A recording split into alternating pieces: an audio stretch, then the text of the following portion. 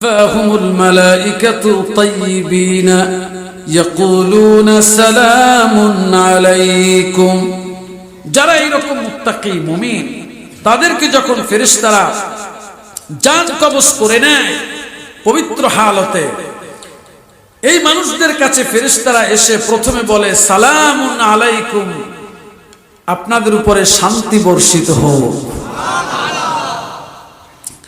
উদখুলুল জান্নাতা বিমা কুনতুম তা'মালুন, হে মুত্তাকি বান্দারা তোমরা জান্নাতে প্রবেশ করো তোমাদের কর্মের বিনিময়। সুবহানাল্লাহ বলেন। খুব মনোযোগ দিবেন, খুব মনোযোগ। মুত্তাকি লোকেরা যখন মরবে এই মরা থেকে নিয়ে আল্লাহ কেমন ব্যবহার তার সাথে করবে সেই কথাগুলি আপনাদেরকে ইনশাআল্লাহ তাআলা বলবার চেষ্টা করব নির্ধারিত সময়ের মধ্যে ইনশাআল্লাহ তাআলা।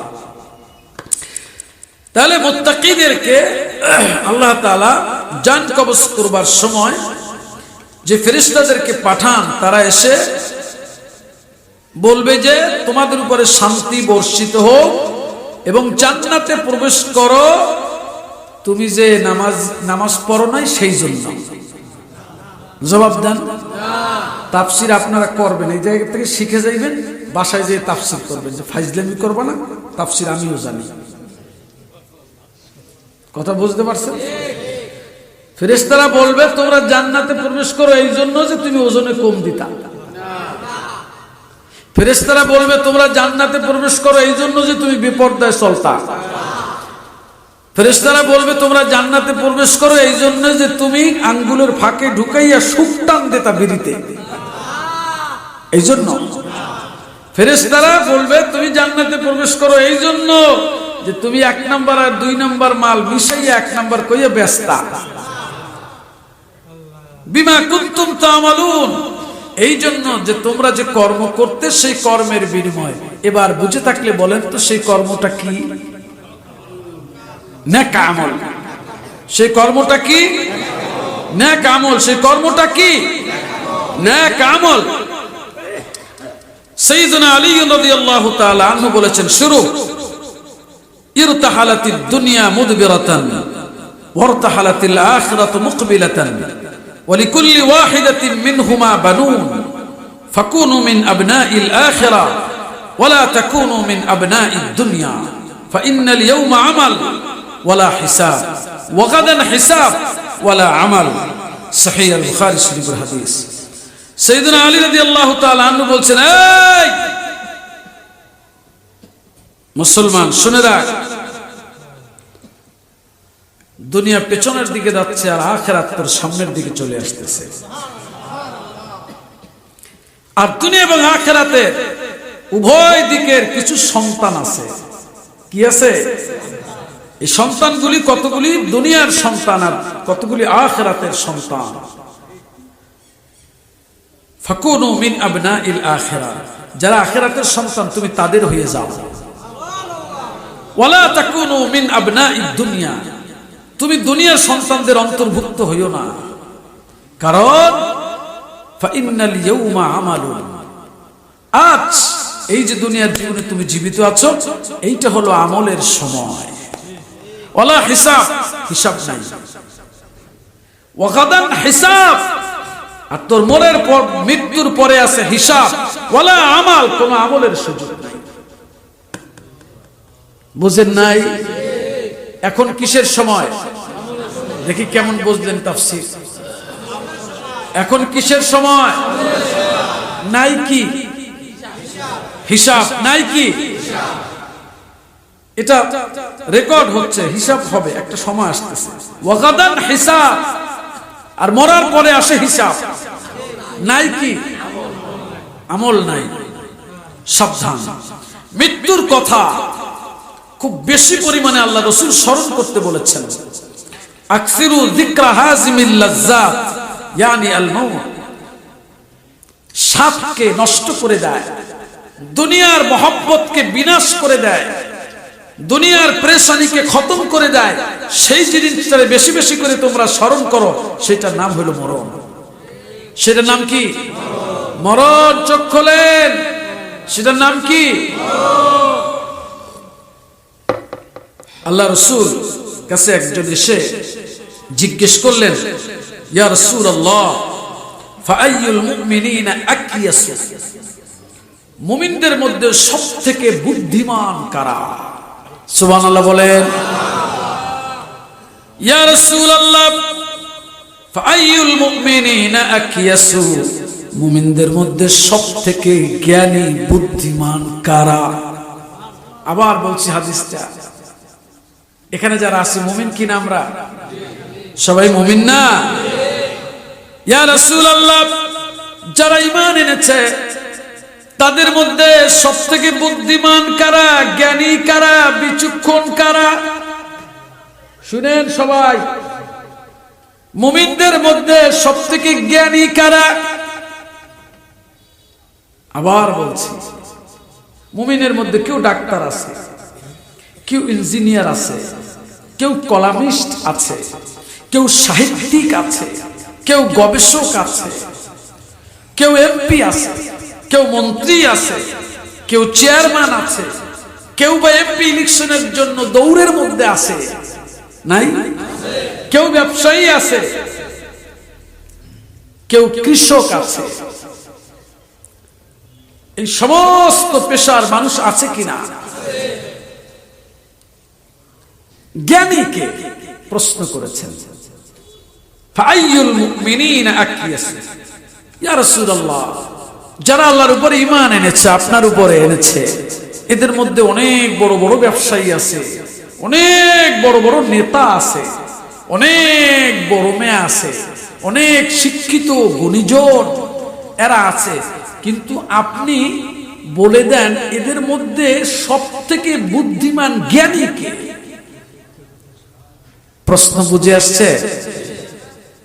প্রশ্ন বুঝে আসছে? মুমিনদের মধ্যে কি তালাশ করা হচ্ছে? হলো না? হ্যাঁ, মাশাআল্লাহ। শুধু জ্ঞানী না, এইটার নাম তো অশোনা না। এই মাওলানা সব ঘুমায় কেন? না, নিখুঁত ভাবে শুনলে তো জবাব আইসা পড়তে ঠাস করে। রাগ করলেন? হুজুর আপনার এখানে আইলেই জ্বালা, এই জ্বালাই তো আমাদেরকে জান্নাতে নিয়ে যাবে ইনশাআল্লাহ। প্রশ্ন হচ্ছে, ইয়া রাসূলুল্লাহ, মুমিন যারা, তাদের মধ্যে তো অনেক লোকজন, অনেক কোয়ালিটি, এর মধ্যে সব থেকে বেশি বুদ্ধিমান কারা? এখন বুঝে আসছে? বুদ্ধিমান না কি? বেশি জ্ঞানী, বেশি বুদ্ধিমান। আমরা কই না যে ওই বড় মেয়ে সমাজের, তার মানে কি বড় মেয়ে বেশি বুঝে? বুঝ ভালো, জ্ঞান বুদ্ধি ভালো, কিন্তু জ্ঞান এত বেশি ভালো, জমি জমার বিচার আচার করতে গেলে খন্দই মোড়ে শেষ হয় না। এমন এক খন্দ পাইয়া যায় জ্ঞানী মানুষ, এজন্য খালি জ্ঞান দিয়ে চিন্তা করে যে এটা ওই ধরেন 2 করা জমি, 2 করা জমির ম্যাপ আঁকে, ওই আবার বইয়ে বড় মেয়ে দেখে, ম্যাপ আঁকতে আঁকতেই দিন একটা শেষ। আজ আর সম্ভব না, কালকে কালকে কাইলে আবার খারাই গেছে দিন একটা। কালকে আইছে, নানান হিসাব কিতাব শেষ, শেষ সময় কয় বেটা এর মধ্যে একটা কাউর রয়ে গেছে, এখন কি করি? এত তো বুঝায় যে তোর জমির মধ্যে আরো কিছু বিষয় আছে। জ্ঞানী না, বুদ্ধিমান যথেষ্ট। তো এইরকম নানান জ্ঞানী আছে না ভাই? কেউ আবার রাগ করেন না, আমি একটা দৃষ্টান্ত দিলাম বোঝার জন্য আর কি। অনেক বড় বড় জ্ঞানী আছে, কিন্তু বলে ইয়া রাসূলুল্লাহ, এইরকম জ্ঞানীর তো অভাব নাই, কিন্তু আমি জানতে চাই এইসব জ্ঞানীদের মধ্যে সব থেকে বড় জ্ঞানী কে? সব থেকে বেশি বুদ্ধিটা কার? জবাবে রাসূল বললেন, শোনো, সব থেকে বড় জ্ঞানী হইল قال أكثرهم للموت ذكرا وأحسنه لما بعده استعدادا أولئك الأكياس শোনো, এদের মধ্যে সবথেকে জ্ঞানী হইল ওই মানুষগুলি যারা খুব বেশি পরিমাণে মরণকে স্মরণ করে। আর মরার পরে যে একটা জীবন আছে, সেই জীবনের জন্য বেশি করে যারা প্রস্তুতি নেয়, দুইটা কাজ, মরারে বেশি করে স্মরণ করে আর মরার পরের জীবনের জন্য বেশি বেশি জোগাড়ে ব্যস্ত থাকে, ওরাই হইল সব থেকে বড় জ্ঞানী। বুঝে আসে নাই? আমি এমন বহু মানুষকে দেখেছি যারা বিভিন্ন ভাবে রাজনৈতিক বড় বড় চেয়ারে বসাচ্ছিল, সমাজের বড় বড় চেয়ারে বসাচ্ছিল, কিন্তু মরার আগে আগে খালি কামছে। খেয়াল করে সারা জীবন পার করছে আকাম কুকামের মধ্য দিয়া, কোনো কথাই কান দিয়ে ঢোকে নাই। তো যখন দেখছে ঠ্যাং লড়ে না, শুনতেছেন, যখন দেখছে ঠ্যাং লড়ে না, যখন দেখছে হাত দিয়ে খাবার খাইতে গেলে খাবার অর্ধেক কাপড় চুপড়ে পড়ে, আবার আউস্করি একখান পান মুখে দেশে, কিন্তু পান গালি বাইয়ে পড়িয়া টরে কাপড়ের জামা নষ্ট হয়ে গেছে, কিছুই করার নাই। এইরকম একটা পর্যায়ে যখন চলে আসে, তখন কান্দে আর পোলারে কয় যে, বাবা আমার বড় ইচ্ছা, আমার এই যে নাতিটা হইছে, এই নাতিটারে হাফেজ কোরআন বানাইস। বলে না? বলে না? আর যখন রাজনীতির মাঠ গরম করবে তো দূরের কথা, সেখানে যে এর বড়ই কায়দা নাই, তখন কয় সারাটা জীবনই তো ভুল করলাম। বলে না? সারা জীবনই তো ভুল করলাম। এই যে সারা জীবন ভুল করছে, যিনি ছিলেন সবচেয়ে বড় মেয়া, তিনি মরার আগে বুঝছেন আমি যে সারা জীবন বড় মেয়া ছিলাম, আসলে এইটা 100% ভুয়া। কারণ সারা জীবন তো আমি মরার কথা। আর বড় মেয়ার ঘরের পাশে ছিল একজন শ্রমিক পর্যায়ের লোক, সকালবেলা বেরিয়ে যেত, ফজরের নামাজ আদায় করে সারাদিন হাড় ভাঙা খাটুনি দিয়া কিছু পয়সা নিয়ে বাড়ি ফিরে আসতো। কাজের ফাঁকে ভালো কাপড় ছিল না, কোমরের গামছাটা খুলে দিয়া মাটির ভিতরে বিছিয়ে জোহরের নামাজ আদায় করে নিয়েছে, আসরের নামাজ আদায় করেছে, যেখানে কাম করে সেখান থেকে রওনা করেছে, হয়তোবা মাঠের মাঝখানে মাগরিবের আজান হয়ে গেছে, সেখানেই দাঁড়ায় গেছে, নামাজ আদায় করেছে, বাসায় ফিরে এসে কোন রকম খাবার দাবার খেয়ে ইশারের নামাজ পড়ে বিছানায় গিয়া আল্লাহুম্মা বিইসমিকা আমুতু ওয়া আহইয়া, আয় আল্লাহ বিইসমিকা আমুতু ওয়া আহইয়া, তোমার নামে আমি জীবিত হইয়া তোমার নামে আমি মৃত্যুবরণ করি। এই দোয়া করে ঘুমায় গেছে, মনে মনে চোখ বন্ধ করে আল্লাহ রাব্বুল আলামিনের দিকে রুজু হয়েছে আর নিজের সঙ্গে বোঝাপড়া করেছে, বারবার ভাবছে হায় রে, ফজরের আগেই তো আমার মরণ হয়ে যেতে পারে। এই জন্য আল্লাহরে বলতেছে, আল্লাহ গো, কখন মরণ হবে জানি না, কিন্তু মরণ তো আমার হবেই, কিন্তু তুমি আমাকে ঈমানের সঙ্গে তোমার কাছে নিও। এই সাধারণ মানুষটা বারবার মরণের স্মরণ করেছে। আল্লাহ রাসূল বলেছেন, ওই 6 তলা বিল্ডিং এর মালিক, সমাজের বড় চেয়ারের মালিক, বড় মেয়া পরিচিতি পাওয়া এই মানুষ, তুই বোঝো আর না বোঝো, মেনে নাও আর না নাও, স্বীকার করো আর না করো, তোর পাশার তোর বাড়ির পাশের ওই যে সাধারণ খেটে খাওয়া মানুষটা ও হইল জ্ঞানী, আর তুই একটা আস্তা মূর্খ।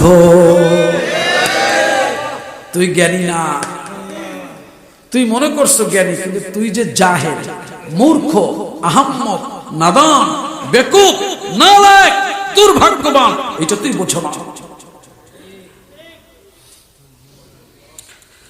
তাহলে মৃত্যুকে যে বেশি বেশি স্মরণ করে, আল্লাহ রাসূল বলেন যে সে সব থেকে বড় জ্ঞানী। সুবহানাল্লাহ বলেন। ঘুমাইছেন কেউ? সব থেকে জ্ঞানী কে? যে ব্যক্তি মৃত্যুকে বেশি বেশি। আরে বেটা আহাম্মক, সারা দুনিয়ার মালিক হইল তো তুই মরবি। তুই যত বড় বড় মেয়ে হও না কেন, একদিন আসবে তুই বিছানায় পায়খানা করবি, ঠেকাইতেই পারবি না। তাহলে বোঝা গেল এই দুনিয়াটার কোনো মূল্য, আর একটা জীবন আছে, শুরু হবে, শেষ। মৃত্যুর কথা স্মরণ করাটা হচ্ছে ইবাদত। সুবহানাল্লাহ বলেন। সাহাবায়ে কেরাম একজন ব্যক্তির অনেক ইবাদতের ব্যাপারে আল্লাহ রাসূলের সঙ্গে কথা বললেন। একজন ব্যক্তি অনেক ইবাদত গুজার, শুনতেছেন? একজন সাহাবী অনেক ইবাদত গুজার, তার সম্পর্কে আলোচনা করা হলো রাসূলের সামনে। রাসূল জিজ্ঞেস করলেন, কাইফা যিকরু সাহিবিকুম লিল মাউত, তোমাদের সঙ্গে মৃত্যুর কথার স্মরণের ব্যাপারটা একটু বলো, বুঝেন। একজন ব্যক্তি যে অনেক ইবাদত বন্দেগী করে, তার ব্যাপারে আলোচনা করলো রাসূলের সামনে আলাইহিস সালাতু ওয়াস সালাম। রাসূল বললেন, কাইফা যিকরু সাহিবিকুম লিল মাউত, তোমরা যার ইবাদত সম্পর্কে এত কথা বললে, সে মরণকে কেমন স্মরণ করে সেইটা তো বললা না। ক্বালু মা নাসমাউহু ইয়াযকুরু, তারা জবাবে বললেন, ইয়া রাসূলুল্লাহ, আমরা মৃত্যুর কথা স্মরণ করে এটা আমরা তার কাছ থেকে শুনি নাই। বুঝেন নাই?